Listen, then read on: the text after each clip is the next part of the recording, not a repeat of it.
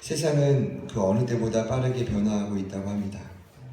노동개혁, 일자리 창출, 청년 실업, 정년 연장. 이것이 요즘에 인터넷만 보면 세상적으로 가장 이슈가 되는 우리들의 이야기입니다.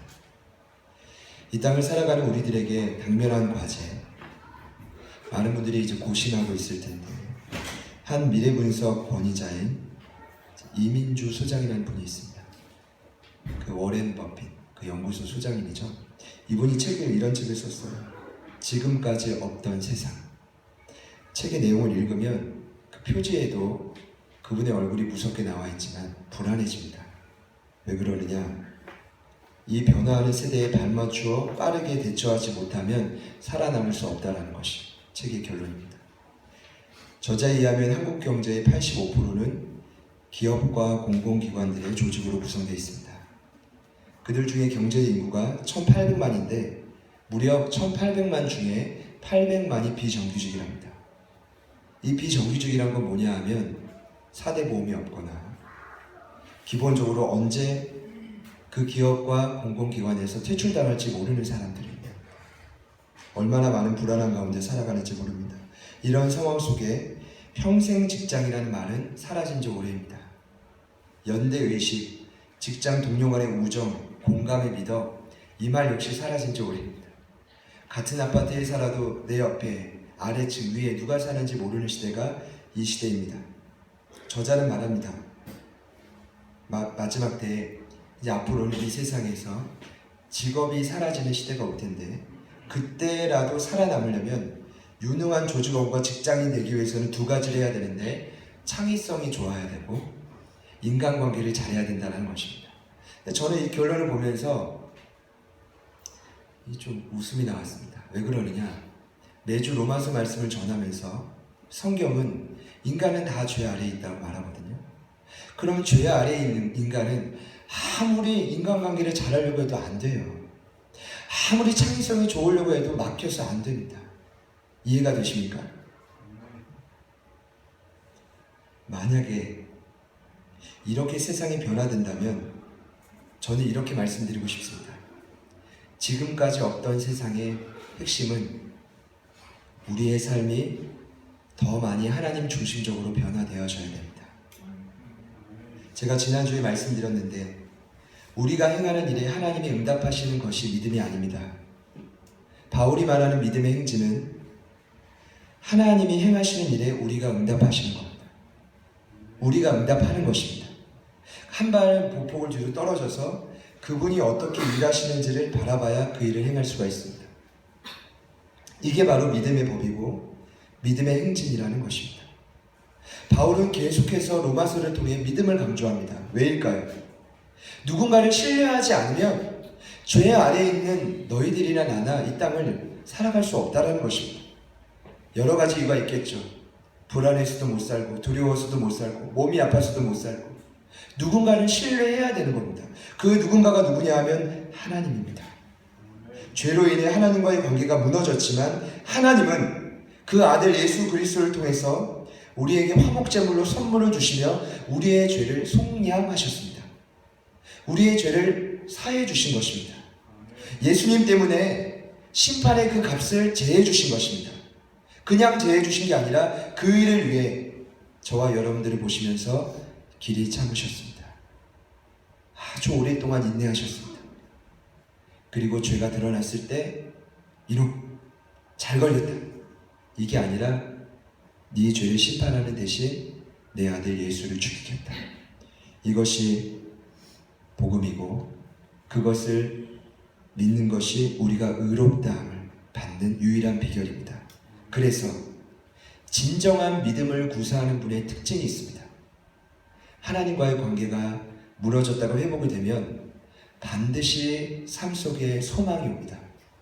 반드시 세상에 줄 수 없는 기쁨이 옵니다. 그리고 삶에 대한 무기력함을 이겨나가는 기대가 생기게 됩니다. 옆에 있는 분들을 보시죠. 둘 중에 하나입니다. 믿음대로 살았든지 아니면 그냥 내 뜻대로 살았든지. 옆에 있는 분들을 보시며 이렇게 한 번 더 축복합시다. 당신 안에 참된 자유와 기쁨이 있으십니까? 오늘 말씀의 결론이 이것임을 잊지 마십시오. 진정한 믿음을 구사하는 자는 하나님 앞에 의롭다함을 받는다. 의롭다함을 받는다라는 것은 내 삶에 반드시 이 같은 모습이 드러납니다. 그러나 말씀을 보니 온전한 믿음을 부정하는 사람들이 계속 나옵니다. 어쩌면 그들은 유대인인데 이들의 삶의 신앙의 모습은 오늘을 살아가는 저희들에게도 동일하게 나타납니다. 예를 들어서 여러분, 이신칭이라는 게 믿으면 의롭게 된다는 게 정말 믿겨지십니까? 정말 믿어지세요? 예수만 믿으면 내 죄가 다 씻겨졌다는 게 믿겨지십니까? 믿어지시니까 여기 있을 겁니다. 예를 들어서 생사의 갈림길에 서 있는 환자가 있습니다. 의사가 가서 첫 번째 방법을 이렇게 말합니다. 아무것도 하지 말아라. 그냥 가만히 있어라. 나을 것만 믿어라. 환자의 반응이 어떨까요? 저는 이럴 것 같습니다. 아, 이제 나는 끝났구나. 내가 살 수망이 없으니까 의사가 나한테 가만히 있으라고 하는구나. 두 번째 부류입니다. 의사가 그 환자한테 가서 말합니다. 최근에 내가 개발한 약이 있는데 이 약을 열심히 먹어보시오. 결과는 장담할 수 없지만 혹시 효능이 있을 수 있습니다. 그러면 그 환자는 죽기 살기로 그 약을 먹을 겁니다. 왜요? 살아야 되니까요. 오늘날 수많은 사람들이 믿음이 왜 잘 구사가 되지 않을까? 만약에 이 땅에서 잘 풀리려고 잘 살려면 당신이 잘하는 거, 당신이 하나님 앞에 자랑할 만한 거 가지고 와서 바쳐라라고 한다면 수많은 사람들이 우후죽순 와서 바칠 겁니다. 더 많은 사람들이 예수를 믿으려고 할 겁니다. 구원을 위해 뭔가 바쳐야 된다고 말한다면 수많은 사람들이, 특히 부자들이 와서 먼저 그 자리를 차지할 겁니다. 그러나 오늘 말하는 복음의 핵심은 뭡니까? 성경의 핵심은 뭡니까? 구원을 위해 아무것도 하지 말라는 겁니다. 이게 힘든 거예요. 따라해봐요. 아무것도 안 하고 믿기만 하는 건 어렵습니다. 사람의 성향상 자꾸만 뭔가를 해야 돼. 누군가 나한테 시켜줘야 돼. 뭔가를 자꾸만 해야 잘 되는 것 같다. 이렇게 큰 착각을 가진 분이 누구였냐 하면 유대인들이었습니다. 유대인뿐이겠습니까? 제가 보니까 오늘 이 자리에도 심판 유대인들이, 그러니까 이제 신식 유대인들이 참 많이 있습니다. 무언가를 자꾸만 하려고 하고 자랑하려고 하며 뭔가 말씀을 지켜야 하나님이 나를 의롭다라고 여겨줄 것 같은, 만약에 혹시 그런 생각을 하시는 분들이 이 자리에 있다면 아직은 온전한 믿음을 구사하기는 어렵다 라고 보시면 되실 것 같습니다.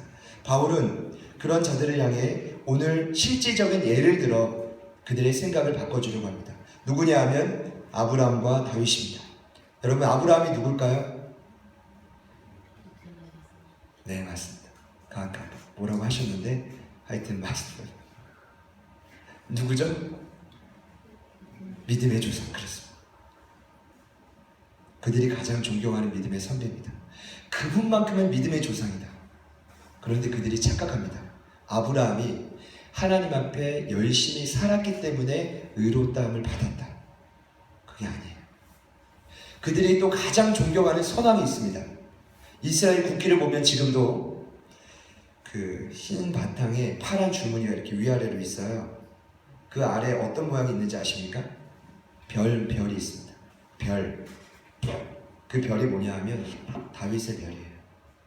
이스라엘 사람들은 너무나 사랑하는 왕이 있습니다. 존경하는 왕이 있습니다. 다윗입니다. 그런데 그 사람들이 지금도 착각합니다. 다윗 왕 때 다윗이 하나님 앞에 훌륭했기 때문에 하나님이 그를 축복하셨다.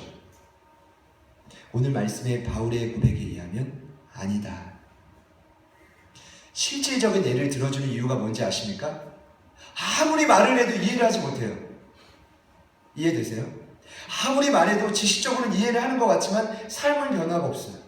그래서 이제는 바울이 도저히 참다 못해 성경의 실제적인 인물을 가져와서 설명해 주는 겁니다. 제가 예를 들어서 여러분에게 왜 기도 안 하시냐고, 기도는 하나님과의 대화이고 영적인 호흡인데 호흡이 끊어지셨냐고, 죽은 채로 살아가시냐? 라고 막 말하고 왜 큐티 안 하시냐고. 믿음의 행진은 말씀을 알아야 되는 건데 말씀 묵상은 정해진 본문 아래에서 나에게 주신 계명을 발견해서 적용하는 건데 양처럼 살아가시겠냐? 아무리 말해도 되지 않는 이유는 뭔지 아십니까? 이건 별 효과가 없습니다. 교육 차원에서 가장 큰 효과는 뭔지 아십니까? 누군가 여러분의 삶 곁에서 실제로 기도하는 삶을 보여주는 거예요. 실제로 말씀을 묵상하는 삶을 보여주는 거예요. 예를 들어서 부부가 있는데 남편이 죽어라 기도만 하고, 그럼 아내가 안 따라할 거야? 따라하게 되어 있습니다. 아내가 맨날 말씀 묵상, 일어나자마자 화장실 가기 전부터 말씀을 켜고 큐티합니다. 야, 오늘 아주 무섭더라고요. 제가 아까도 다시 말씀을 준비하는데 청년부 카톡창에 뭐가 하나 떴습니다. 무슨 사진이냐 하면 누가 일어나자마자 장기를 했나봐요. 근데 그 장기 두는 것을 캡처해가지고 올렸습니다. 이 청년은 일어나서 장기를 뒀네요. 아마 그 청년은 뭐 청년부 공동체에 선한 영향력을 위해 끼치려고 했을지 모르겠지만 저한테 이르려고 한 건 아닐까. 장기할 수 있습니다. 그러나 어떤 사람은 일어나자마자 말씀을 펴요. 영향을 받지 않을까요? 제가 화원이 의원에게 야, 앞으로 다가오는 세상은 지금 없는 세상이야. 꿋꿋하게 살아야 돼. 돈 아껴야 돼. 라고 말하는 거 의미가 없습니다. 그 아이에게 최고의 교육은 뭐냐 하면 제가 이 세상을 바라보면서 꿋꿋하게 살아주는 모습을 볼 때 아내가 이런 말을 하면 최고의 교육이죠.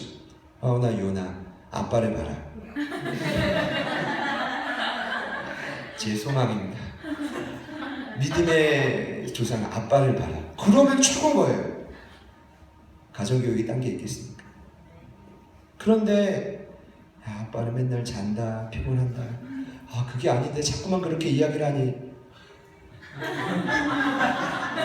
이 교육이 되겠습니까? 지금 바울이 말하는 게 그거거든요. 보여준다는 거예요. 실제로 너희들이 가장 존경했던 두 사람 아브라함과 다윗은 첫 번째 행위로 의롭다함을 받지 않았다. 두 번째 할례로 의롭다함을 받지 않았다. 오늘 말씀의 마지막 율법을 잘 지켜서 의롭다함을 받지 않았다. 그걸 제가 말씀드리겠습니다. 첫 번째는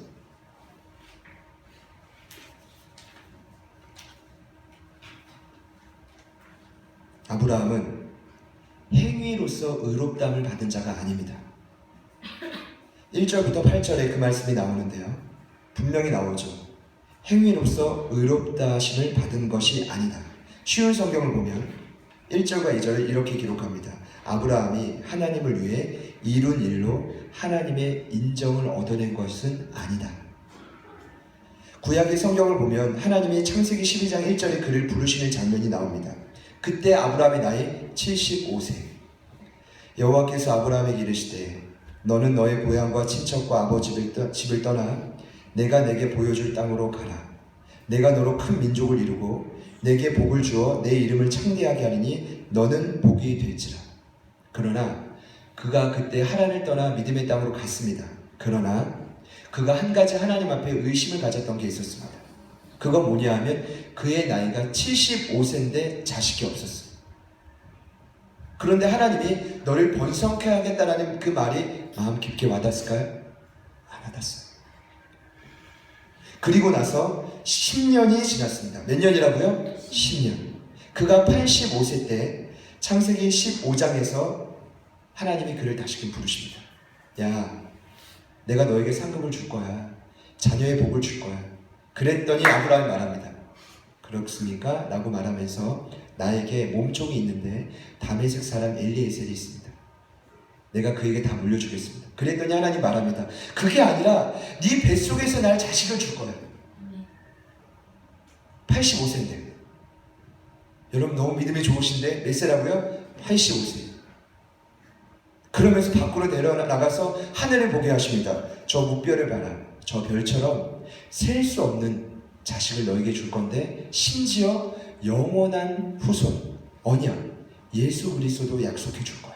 믿으십니까? 그때 놀라운 고백을 합니다. 창세기 15장 6절의 말씀은 기록합니다. 아브람이 여호와를 믿으매 여호와께서 이를 그의 의로 여기셨더라. 아멘이십니까? 그가 하나님 앞에 잘한 행동은 아무것도 없었습니다. 성경에 기록한 행동은 없었습니다. 제가 이따가 말씀드리겠지만 그 중간에 큰일이 있었습니다. 자기 아내를 파는 거죠. 잘한 겁니까? 어떻게 그럴 수가 있습니까? 파렴치한 남편입니다. 하나님 앞에 했던 선행은 없었습니다. 그러나 그는 그냥 그 사실을 있는 그대로 아멘으로 받아들였습니다. 근데 그것을 믿음으로 여겼다는 것이죠. 여러분, 우리 안에 아직 잔재가 많이 남아있는 것 같습니다.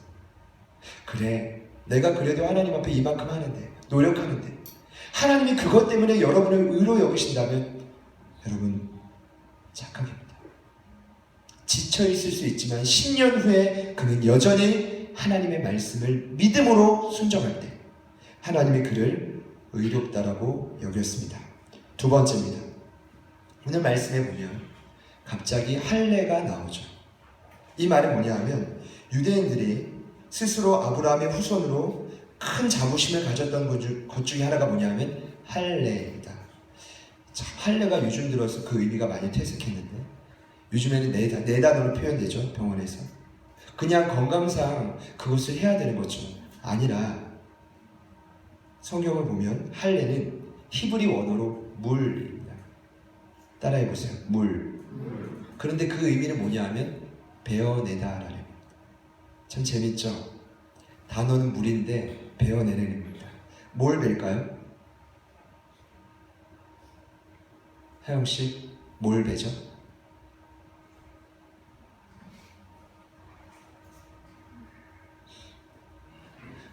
장기 두시면서 해보셨어요? 그 장기 잠깐 둔 거지, 그치? 어떻게 종범 전사님 그걸 캡처했을까? 대단히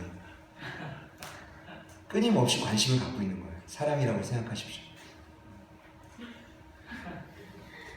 남성의 생식기의 끝부분을 덮고 있는 피부를 잘라냅니다. 여러 가지 이유가 있습니다. 이건 자아를 죽이는 거다. 거듭남의 표시다. 그런데 가장 중요한 표식은 언약의 증표입니다. 아브라함에게 할례가 언제 있었을까요? 많은 사람들이, 유대인들이 착각한 게 뭔지 아십니까? 할례를 받음으로 의롭다함을 여겼다, 받았다. 그게 아니에요. 그가 믿음으로 의롭다함을 받았을 때는 창세기 15장에 85세였습니다. 그러나 성경을 보면 할례 의식을 거행했을 때는 99세였던 14년이라는 시간이 지난 다음입니다. 왜 14년 후에 할례 의식을 행하게 했을까요? 이유는 하나입니다. 언약은 줬는데 사람이 연약한지라 자꾸만 그 약속을 잊어버리네요. 우리가 아까도 찬양했지만 자꾸만 처음 하나님이 나에게 주셨던 말씀, 그 약속을 잊어버리네요. 그분은 신실하신데 믿으십니까? 하나님이 왜 그 몸속에 흔적을 냈을까요? 어떻게 생각하십니까? 왜 몸속에 흔적을 냈을까요? 그냥 어떤 돌비를 세우지 자주 보라는 거죠. 잊지 말라는 겁니다. 아멘. 언약의 증표니까 잊지 말라는 겁니다. 그러나 할례 의식이 증표일 뿐입니다. 형식일 뿐입니다. 그것이 그 사람을 의롭게 하는 게 아니죠. 창세기 17장을 보면 분명히 말합니다. 할례를 받는 기준이 있는데 너희 집에서 난 자나 이방인이나 누구든지 할례를 받을 수 있다. 이 말은 유대인들이 할례 의식의 특권 의식을 가질 필요가 없다는 것입니다. 오늘날 신앙생활하면서 가장 큰 문제와 함정은 뭔지 아십니까? 할례와 같은 기독교의 예식들입니다. 형식입니다. 행사들입니다. 직분의 모습입니다. 사역자요, 교사요. 나는 어떤 직분을 받았는지 저는 다 알 수 없지만 오히려 그것이 우리를 의롭게 한다라고 착각하게 만드는 함정이 될 수 있다는 것이죠. 우선순위가 바뀐 것입니다. 제가 묻겠습니다. 할례 받기 전에 아브라함이 의롭다함을 받았습니까? 이해 안 되시나요? 믿으시는 분들만 아멘 해보시죠. 아멘. 그는 할례 의식으로 의롭다함을 받지 않았습니다. 아멘. 언약의 증표일 뿐입니다. 네. 증표가 중요하지 않다는 건 아니지만 그것이 믿음보다 앞설 수는 없다는 것이죠. 아멘. 여러분, 어떠한 직분이 중요하지 않습니다. 아멘. 이렇게 말씀드려서 죄송합니다만 그 직분은 섬기기 위해서 하나님이 우리에게 허락하신 것이지 아멘. 내가 의로워지는 과정은 절대로 아닙니다. 아멘. 믿음으로만 의롭게 됨을 믿으시기를 축복합니다. 마지막 세 번째로 그가 말하는 장애물은 율법입니다.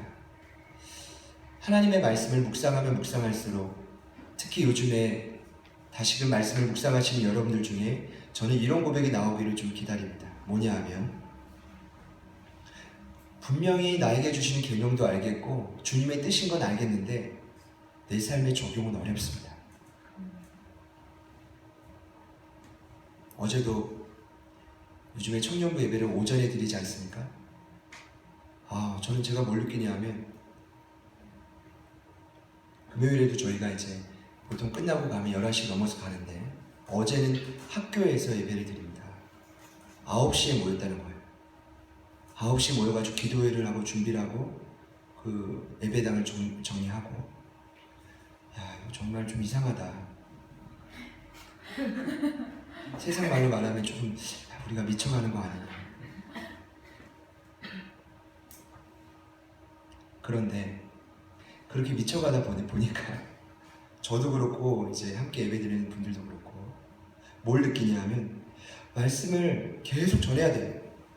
목요일도 전해야 되고 금요일도 전해야 되고 토요일도 전해야 되고 주일도 전해야 되는데, 제가 저를 보면서 너무나 괴로운 거 한 가지는 뭔지 아십니까? 말씀을 전하면 전할수록, 알면 알수록, 이 말씀을 어떻게 다 지키냐. 어제는 예스겔이 이스라엘 백성들을 향해 열매 없는 삶을 보면서 심판받을 거라고 하거든요. 너희들 땔감으로 여겨질 것이다.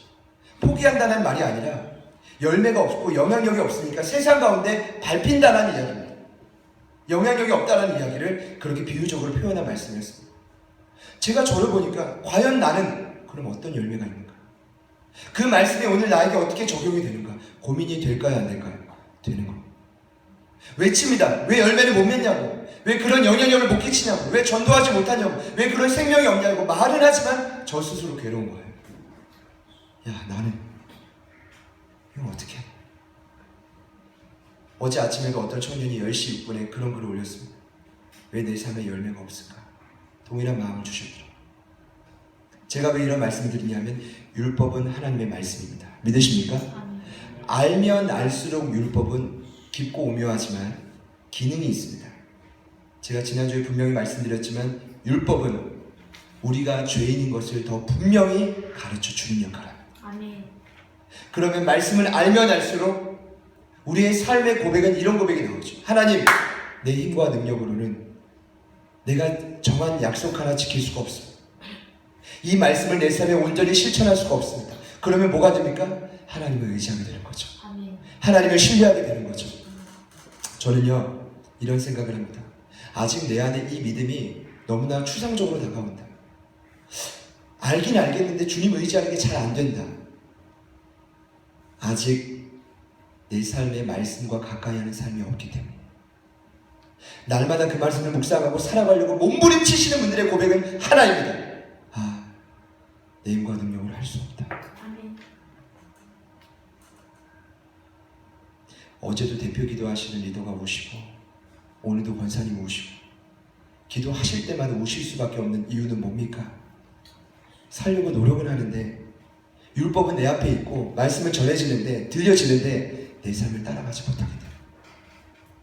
아브라함이 그랬습니다. 제가 아까 말씀드렸지만 창세기 12장에서 가나안 땅에 들어갔을 때 기근이 들었을 그 순간 애굽으로 내려갑니다. 애굽에 내려가서 애굽 왕 바로에게 목숨을 잃을까 두려워 자신의 아내 사라를 누이라 속입니다. 그런데 놀라운 건 24년이라는 시간이 지나고 창세기 20장에 또다시 그럴 왕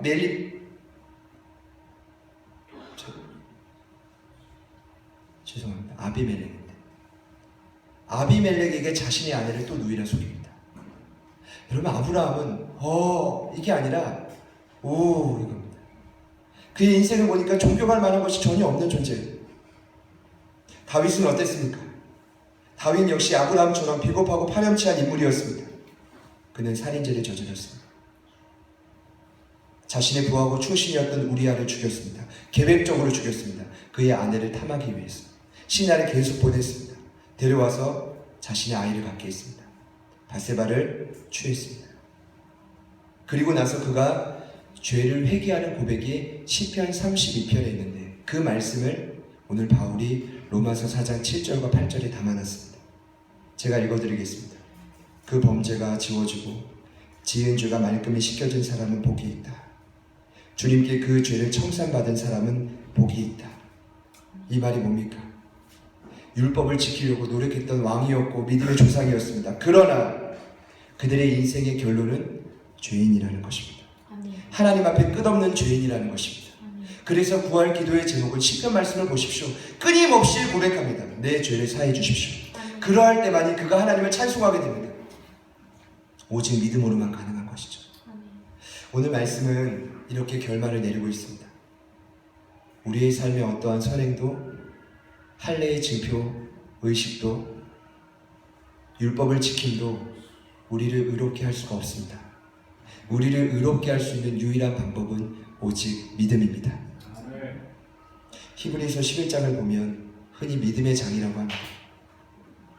거기에 보면 아벨도 나오고 에녹도 나오고 노아도 나와요. 1, 2, 3번. 근데 여러분 그들은요 할례 의식도 안 받았습니다. 그 당시 율법도 없었습니다. 그런데 하나님은 그들을 뭐라고 의롭다 하셨냐면 그들의 믿음 때문에 의롭다라고 여기셨습니다. 그 뒤에 나오는 요셉, 모세, 기생나함, 기드온, 바락, 삼손, 입다, 다윗과 사무엘과 그 외 선지자들 모두 다 믿음으로 의롭다함을 받았어요. 자신의 행위로 의롭다함을 받는 것이 아니다 라는 것입니다. 그 중에 가장 주목하고 있는 인물이 누구냐면 아브라함입니다. 히브리서 11장 8절에 기록합니다. 믿음으로 아브라함은 부르심을 받았을 때 순종하여 장래의 유업으로 받을 땅에 나아갈세. 따라해볼까요? 갈 바를 알지 못하고 하나님 길을 알려준 게 아니라 가라고 했는데 갈 바를 알지 못하고 그냥 갔어요. 주님이 원하시면 그냥 믿음으로 아멘하고 순종하는 거죠. 17절입니다. 아브라함은 시험을 받을 때 믿음으로 이삭을 드렸으니 그는 약속을 받은 자로되 그의 아들을 드렸느니라. 그가 하나님이 능히 이삭을 죽은 자 가운데서 다시 살리실 줄을 생각합니다. 이 말은 뭐냐 하면 100세에 얻은 그 아들을 바칠 때 그 아들이 죽었다 다시 살아날 것을 믿는 믿음이 아브라함에게 있었다는 것입니다. 여러분 그들은 자랑할 것이 없었지만 믿음만큼은 분명했습니다. 확실했습니다. 갈 바를 알지 못했지만 그 믿음만큼은 분명했습니다. 오늘 저희들에게 그 믿음으로 의롭다 하심을 경험하는 축복이 있기를 소망합니다. 이미 예수 믿고 하나님의 자녀가 되셨지만 나도 모르는 사이에 내 선행과 내 의와 여러 가지 의식과 율법을 지키는 모습 때문에 의로워지려고 착각하신 분들이 있다면 아닙니다. 오직 믿음으로 가능합니다. 아멘. 반주해 주실 때 제가 마지막으로 한 가지만 더 말씀드리고 싶은 게 있습니다. 저는 아까 그 미래 분석가의 진단이 옳다라고 생각합니다. 분명히 그렇게 될 것이라고 저는 믿어 의심치 않습니다. 그러면 무슨 말이냐? 이 땅은 앞으로 더 살기가 팍팍해지고 강팍해진다. 다른 말로 하면 신앙생활을 함에도 더 어려워질 것이다. 피할 수가 없습니다. 그런데 이것은 이 시대뿐만 아니라 2000년 전에도 동일했습니다. 히브리 기자가 말하는 믿음의 사람들의 특징이 있었습니다. 제가 마지막으로 읽어드리겠습니다. 그들은 나라들을 믿음으로 이기고 믿음으로 의를 행하고 약속을 받고 사자들의 입을 막기도 하며 불의 세력도 멸하고 칼날을 피하기도 하며 연약한 가운데서 강하게 되기도 하며 전쟁에 용감하게 되어 이방 사람들의 진을 물리치기도 하며 부활을 믿기에 고문을 받아도 구차에 풀려나기를 원치 않고 또 조롱과 채찍질뿐 아니라 결박과 옥에 갇히는 시련도 받았으며 돌로 치는 것과 톱으로 켜는 것과 시험과 칼로 죽임을 당하고 공핍과 학대를 받았으니 그럼에도 불구하고 믿음으로 그들은 세상이 감당치 못할 사람으로 인정받았습니다. 저는 확신합니다. 여러분도 확신할 겁니다. 이 세상은 앞으로 더더욱 신앙생활을 유지하고 지켜가는 건 어려울 것이다. 그렇기 때문에 결론입니다. 우리의 행위로 이 어려운 난관을 헤쳐나갈 수가 없습니다. 우리의 의식으로, 우리의 자랑으로 이겨나갈 수가 없습니다. 우리 말씀을 지켜봐야지, 열심히 해봐야지, 이 노력으로 되는 것이 아닙니다. 히브리서를 처음 읽는 독자들의 배경은 큰 핍박이 있었지만 앞으로 더 큰 핍박이 올 것이라는 예언을 받았습니다. 동일하지 않습니까? 지금 힘듭니까? 어렵습니까? 앞으로는 더 크게 어려워질 겁니다. 어떻게 하실 겁니까? 믿음밖에 없습니다. 하나님을 신뢰하십시오. 하나님을 의지하십시오. 그분을 온전히 신뢰하는 길만이 내가 구원의 바늘에 그 은혜를 지속할 수 있는 유일한 방법이요, 살 수 있는 길입니다. 우리 같이 찬양합시다.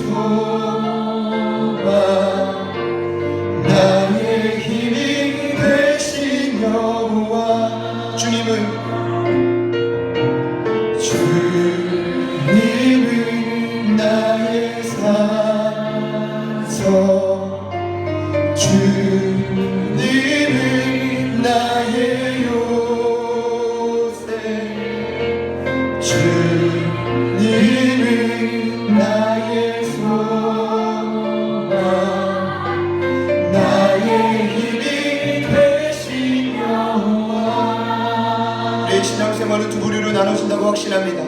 나의 힘과 능력으로 하루하루를 살아가는 자, 그들의 입술의 고백에서는 그래도 내가 열심히 했으니, 그래도 우리가 성실히 했으니, 이런 고백이 나옵니다. 그러나 내 힘과 능력으로 살아가지 않고 날마다 온전한 믿음으로 살아가는 자의 입술에서의 고백에서는 하나님이 허락하셨으니 이 모든 것이 하나님의 은혜이니, 내 건강과 내 물질과 내 사랑하는 자녀를 허락하신 것도 모든 것이 하나님의 은혜이오니 주님께서 우리를 책임져 주십시오. 여러분, 우리의 고백이 후자이기를 소망합니다. 우리의 고백이 온전한 믿음의 고백이기를 소망합니다.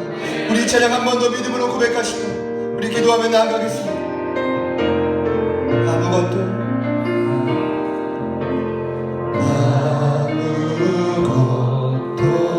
두려워 말라. 주 나의 하나님이 지켜주시니 놀라지 마라, 겁내지 마라. 주님 나를 지켜주시니 아무것도 지금 보이지 않아도 우리 아브라함처럼 온전한 믿음을 구사합시다. 갈 길이 보이지 않아도 온전히 그분만 신뢰합시다. 지켜 지켜주시니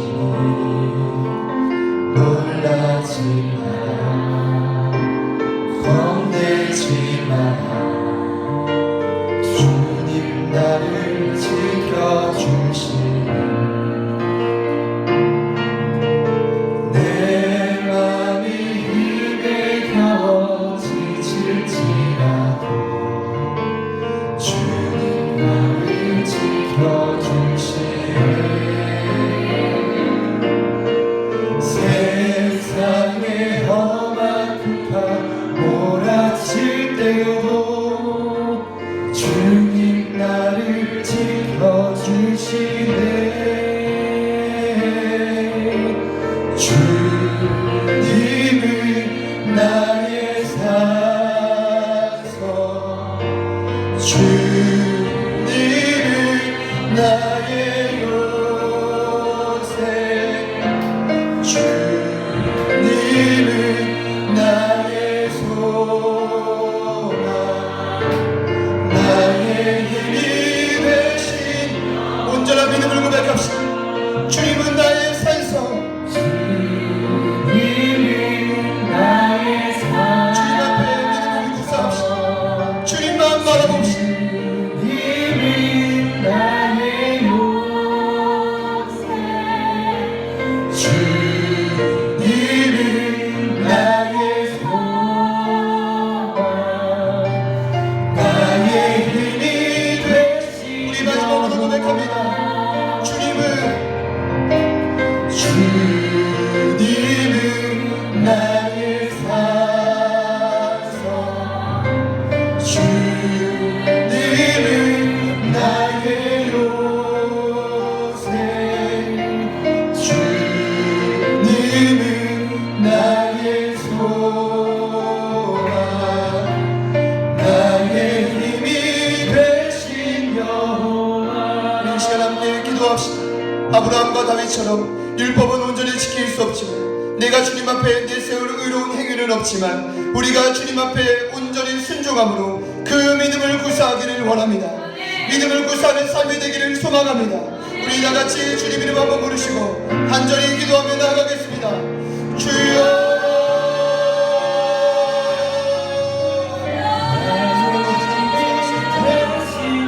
우리의 삶과 오직 주님만이 우리의 산성이시 유세이시 하나님 우리의 삶의 소망 되시고 고백하며 나아갑니다. 하나님 아브라함의 그 생각 그 믿음에 대한 고백 하나님 우리의 삶에 날마다 고백되어질 수 있도록 인도하여 주시옵소서. 하나님 아버지 앞에 내가 준비되었기에 나가는 것이겠소. 하나님 아버지 앞에 내가 준비되었기에 내가 수행하는 것이겠소. 하나님 그것이 아니면 내가 잘합니다. 하나님 무조건적인 하나님의 은혜가 부유하시니 하나님 우리의 삶과 가정과 어디를 나가게 하여 주시옵소서. 내 사랑하는 자녀들을 향해서 사랑하는 부모를 향해서 남편과 아내를 향해서 하나님의 모든 것이 하나님의 은혜라고 고백할 수 있는 저희들의 입술의 고백으로 변화시켜 주시옵소서. 하나님 내 삶에 있는 가정에서 하나님의 은혜와 그 믿음의 고백이 온전히 경험되어지게 하여 주시옵소서. 주님 믿음이 아니고서는 우리가 살아갈 수가 없습니다. 하나님 믿음이 아니고서는 우리가 살아갈 수가 없습니다. 하나님 그 믿음이 아니고서는 죄인들입니다. 죄인들의 땅을 살아갈 수가 없습니다. 하나님 아버지 도와주시옵소서. 날마다 내 순간마다 이제는 더 세밀하게 주님을 의지하고 주님을 바라보며 주의 뜻을 부르며 기도하며 간구하며 나가는 우리들 모두의 삶이 되어지게 하여 주시옵소서. 하나님 아멘 모든 것이 은혜 아멘 그 모든 것이 주님의 가셨습니다. 하나님 아멘 그 모든 것이 이전에 주님께서 말씀하신 뜻의 행동입니다. 하나님 우리의 고백이 그와 같이 변화되기를 소망합니다. 하나님 도와주시옵소서. 하나님 은혜를 베풀어 주시옵소서. 주의 은혜를 온전히 부어주시옵소서. 하나님의 그 신분이란 가운데 우리를 붙여주시고 변화되게 하소서. 하나님 도우소서. 주의 은혜를 부어주시옵소서. 하나님 그 은혜와 은혜를 베풀어 나아가는 우리가 되게 하소서. 하나님 그 믿음으로 승리하며 나아가는 우리가 되어지게 하여 주시옵소서. 하나님 아버지 감사합니다. 주님 아버지 하나님 감사합니다. 하나님 온전한 믿음을 구사하는 우리가 되게 하소서. 주님 도우소서. 하나님 연락하시옵소서. 살아계신 하나님 지금 나에게 허락된 직장도 사업장도 사랑하는 남편도 아내도 사랑하는 자녀들도 하나님 믿음의 동료들도 그 모든 것이 내가 준비되었기 때문이 아니요 하나님의 전적인 은혜요 공일하심과 사랑의 표심을 깨닫게 하시니 감사합니다. 하나님 이제는 한 주간의 모든 삶에서 부딪히는 일들마다 이 모든 것이 하나님의 은혜라고 고백할 수 있는 저희들 모두가 되어지게 하여 주시옵소서. 하나님, 내가 하나님 아버지 앞에 자랑할 것이 무엇이 있겠습니까? 그 모든 자랑과 우리의 행위와 우리의 모습은 감춰주시고, 우리가 이제까지 행했던 모든 의식들은 감춰주시며, 우리가 주의 율법을 따라 행했던, 그래서 우리의 자랑이 됐던 그 말씀의 적용들이 우리의 삶에서 사라지게 하여 주시고, 온전한 믿음으로 날마다 승리케 하여 주시옵소서. 그리하여 아브라함과 하나님 다윗의 고백처럼 날마다 그 믿음으로 승리하며 우리의 죄가 사함받으며 날마다 하나님과의 관계가 회복되어질 때, 하나님 그때에 주님께서 주시는 진정한 소망과 기쁨과 그 해방감과 주님이 주시는 진정한 자유가 우리의 삶의 모든 영역에서 날마다 누려지게 하여 주시옵소서. 자꾸만 무언가를 하려는 악한 사단의 유혹과 모든 욕심들이